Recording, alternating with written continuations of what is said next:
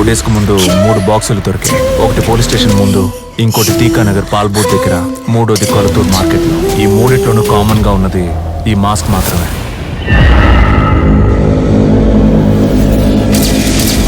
గుర్తుపట్టగలిగారు sir? Sir, ఇది అయ్యేటట్టు నాకు అనిపించట్లేదు. శివాని వెంటనే రమ్మని చెప్పండి. ఎవరు సార్ అతను? ఈయన పేరే శివ.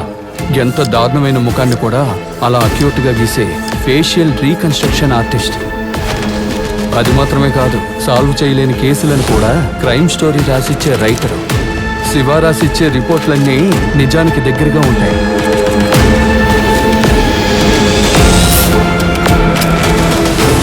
డాగ్ ద్వారా కూడా లీడ్ దొరకకూడదని బాడీ మొత్తం పర్ఫ్యూమ్ చల్లేస్తున్నారు. నువ్వు గీసిందే. ఈ అమ్మాయి ముఖం ఏ మిస్సింగ్ కేసు ఫైల్లోనూ ఇంతవరకు మ్యాచే కాలేదు. ఒకవేళ కంప్లైంటే రాని కేసు అయి ఉండొచ్చు కదా సార్.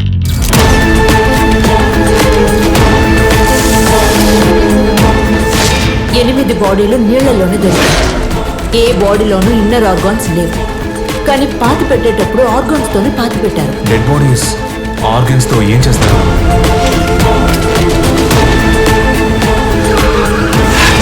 క్రైమ్ సీన్ రాసి ఇవ్వడంతో ఆపేయండికో. చేతులు సెపరేట్ గా, కాళ్ళు సెపరేట్ గా దొరికాయి. మనకి ఇది అవసరం మాకో. రాజేంద్రన్ సార్ నన్ను హెల్ప్ అడగకపోయినా ఈ కేసులో నేను ఉండేవాడిని.